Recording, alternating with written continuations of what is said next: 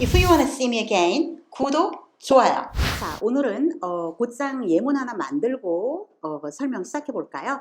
자, 이 문장 한번 만들어 보세요. 나는 우리 언니와 부모님 집 근처에 삽니다.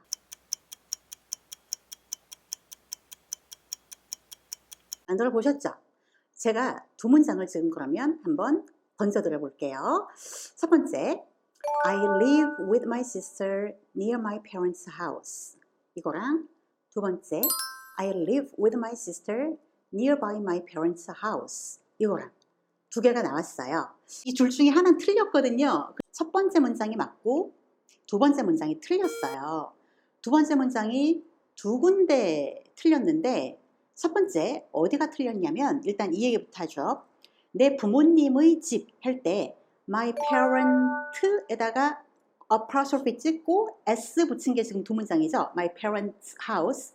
근데 이게 조금 잘 생각해 볼 만한 게 우리가 부모님이라고 할 때는 아버님, 어머님 두 분을 포함하고 있기 때문에 이 단어는 애당초 복수로 가야 돼요. 그죠? 아버지, 어머니 둘, 여럿, 복수. 그러면 우리는 parent가 아니고 원래 parents라고 해야 되는 거고요. parents 이렇게 s로 끝나는 복수 명사는 누구누구의 하는 소유격을 만들 때 그냥 위에다가 apostrophe만 올리지 그 뒤에 s를 또 쓰지 않아요. 그래서 두 번째 문장이 일단 이 부분이 문제가 됐었습니다. 이해되셨어요? 그래서 첫 번째 문장처럼 parents하고 복수까지 붙여주고 위에다가 점만 찍는 게 맞는 방법이죠.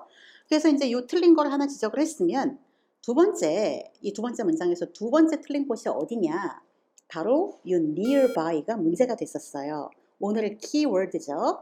nearby가 지금 왜 문제가 되는지 일단 단적으로 말씀을 드리면 nearby는 전치사의 역할을 할 수가 없어요. 그래서 이 두 번째 문장에 이 자리에 들어갈 수 없었습니다. 그러면 여러분께서 전치사가 뭔지 이거를 조금 개념을 먼저 잡고 가셔야 될 것 같고요. 그 다음에 그럼 전치사를 못하는 이 nearby는 도대체 어떤 경우에 쓰이는지까지도 보셔야 할 것 같아요. 자, 전치사가 뭐죠? 라고 제가 이제 학생분들에게 물어보면 고개를 갸우뚱 하시다가 in, for, about 이런 거를 그냥 단어만 얘기하세요. 지금 얘기한 in, for, about 이런 아이들 전치사 맞습니다. 근데 이제 전치사에 해당하는 단어를 지금 얘기하라는 게 아니고 전치사가 뭐죠? 얘가 무슨 역할을 하는 거죠? 라고 질문을 던지면 그렇게 오랜 세월 문법을 공부했는데도 시원스럽게 대답이 안 나와요. 전치사가 뭔지 제가 쉽게 설명을 드릴게요. 문장을 하나 던져보겠습니다. 이런 문장이에요. 두 문장 던져볼게요. I am writing an article, the city. 두 번째예요. I had a banana and yogurt breakfast. 요거예요. 자, 첫 번째 문장 볼게요. 나는 쓰고 있습니다. an article, 기사를 하나 쓰고 있는데 그 도시. 나는 기사를 쓰고 있어요. 그 도시. 지금 이 the city라는 명사가 문장이 어떻게 매끄럽게 연결이 안 되고 공중에 붕 떠 있는 느낌이죠. 마찬가지 밑에 예문도 나는 바나나 하나랑 요거트를 먹었어요. 아침 식사 라고 뒤에 breakfast가 지금 문장에 붕 뜬 느낌이 들어가시죠? 이 breakfast도 명사예요. 여러분 이렇게 문장에서 명사가 문장에 매끄럽게 연결되지 못하고 붕붕 떠 있을 때 이 명사 앞에 들어가서 다양한 의미를 부여하고 이 명사를 문장에 아주 자연스럽게 연결시켜주는 본드 같은 역할을 하는 게 바로 전치사예요. 그래서 첫 번째 문장에서 이렇게 붕 떠 있었던 명사 the city 앞에 제가 전치사 넣어 볼게요. about the city 하면 이제 이 city라는 명사가 about의 어떤 그 접착사 역할을 하는 전치사 about의 힘을 얻어서 문장에 붙습니다. 기사는 기사인데 그 도시에 관한 기사를 쓰고 있어요. 매끄럽죠. 두 번째, 지금 붕 떠 있는 breakfast도 한번 넣어 볼게요. breakfast 앞에 이번에는 제가 전치사 for를 넣어 볼게요. for. 그러면 나는 바나나 하나랑 요거트를 먹었어요. 아침 식사로.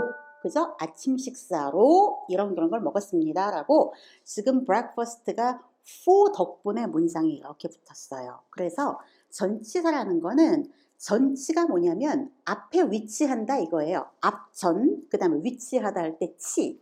그래서 앞에 위치하는데 뭐 앞에 위치하냐면 명사 앞에 위치해서 이 명사를 문장에 매끄럽게 연결시켜주는, 그러면서 또 다양한 의미를 부여하는 그런 역할을 하는 게 바로 전치사예요. 이걸 near는 할 수 있지만 nearby는 못한다는 게 오늘 강의의 핵심입니다. 그러면 아까 우리 맨 처음에 만들어봤던 문장도 제가 이렇게 한번 던져드려 볼게요. I live my sister, my parents' house. 보세요. 얼마나 지금 문장이 지금 엉성한지 보세요. 나는 산다, 우리 언니, 우리 부모님 집. 지금 my sister하고 my parents' house가 붕붕 떠다니죠. 이거를 딱딱 붙여주는 아이가 바로 뭐였냐면 my sister 앞에 with 넣어볼게요. with my sister, 우리 언니와 함께 살아요. 그것도 my parents 앞에 뭐 들어갔죠? near my parents house, 우리 부모님 집 근처에서. 그래서 여기 near가 바로 뒤에 있던 my parents house를 전치사 역할을 하면서 문장에 싹 붙여주는 반면 nearby는 그 역할을 못해요. 의미는 그럴싸하지만 그걸 못한다는 얘기죠. 그래서 여러분이 일단 이 전치사를 할 수 있는 게, 전치사가 뭔지, 그 다음에 전치사를 할 수 있는 이 단어가 near라는 걸 확실히 아셨으면 이제 여러분이 또 아셔야 되는 건, 그럼 nearby는 도대체 비슷한 뜻이 있는 것 같은데 어떤 경우에 어떤 역할을 하면서 쓰는지 그걸 하셔야 돼요. 그래서 그걸 이제부터 설명을 드려볼게요. 자, 그러면 우리 예문을 또 만들어 보면서 공부를 해야지 훨씬 더 기억에 잘 남고 이해하기도 쉬워요. 그래서 이번에는 또 이런 문장을 만들어 보죠. 우리 애들이 작은 공원에서 놀고 있습니다. 한번 해보세요. 우리 애들, 그래서 my kids.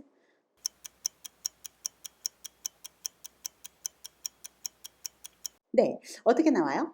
My kids are playing in a small park. in a small park. 이렇게 나오셨죠?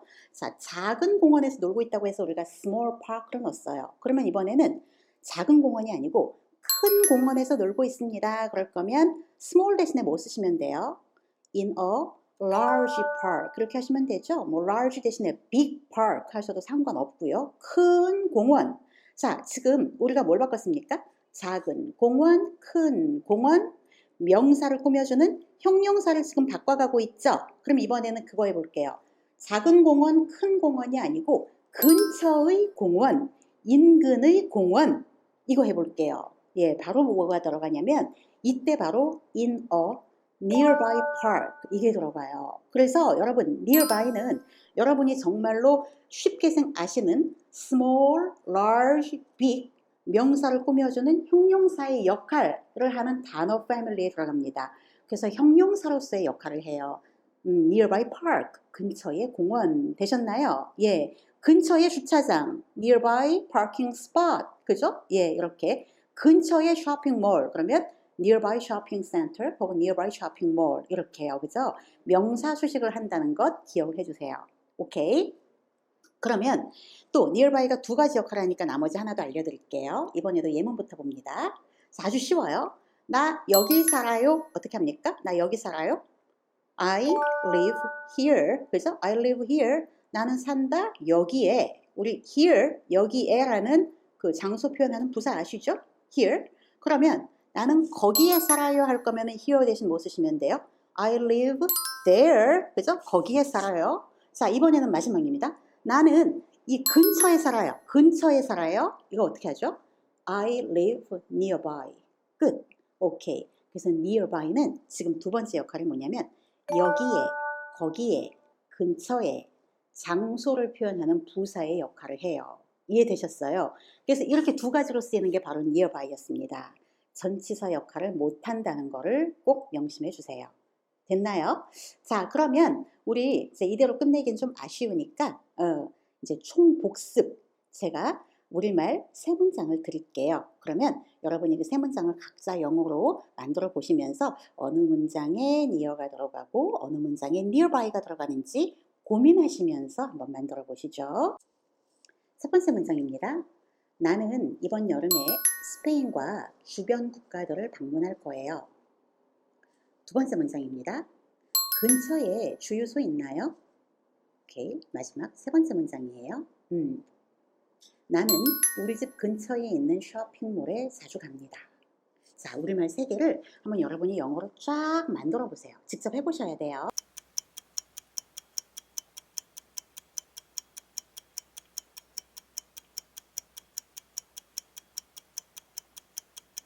자, 첫 번째 문장 어떻게 나와야 될까요? 방문할 거라고 그랬죠? I'm going to visit, 혹은 조금 더 짧게 I'm gonna visit Spain and nearby countries this summer. nearby countries, 이게 지금 핵심이었죠. 근처의 국가, 그게 nearby countries, 명사를 꾸며주는 nearby를 쓰셨으면 아주 잘하셨어요. 두 번째 또 갑니다. Is there any gas station nearby? Is there any gas station nearby? 이게 또 두 번째 정답이었죠. 주유소 있어요? 어디에? 근처에. 어디에? 장소를 표현하는 부사. 근처에. nearby 또 들어가셨죠? 그 다음에 마지막. 세 번째 예문입니다. I often go to the shopping mall near my house. I often go to the shopping mall near my house. 이렇게 들어오죠. 나는 종종 쇼핑몰에 가는데 그 쇼핑몰이 내 집 근처에 있는 쇼핑몰이에요. 여기서 near를 쓱 빼면 my house가 붕 뜨는 거 느껴지시죠? I often go to the shopping mall, my house. my house. near 없으면 문장에 연결 안 됩니다. 전치사가 필요한 자리였고 마지막 예문에 near가 들어갔었죠. 예, 여러분 이 세 문장을 완벽하게 만들진 못하셨어도 어떤 문장에 뭐가 들어가는지만 오늘 이해하셨다면 오늘 강의 아주 잘 이해하신 거예요. Okay, see you later. Bye bye.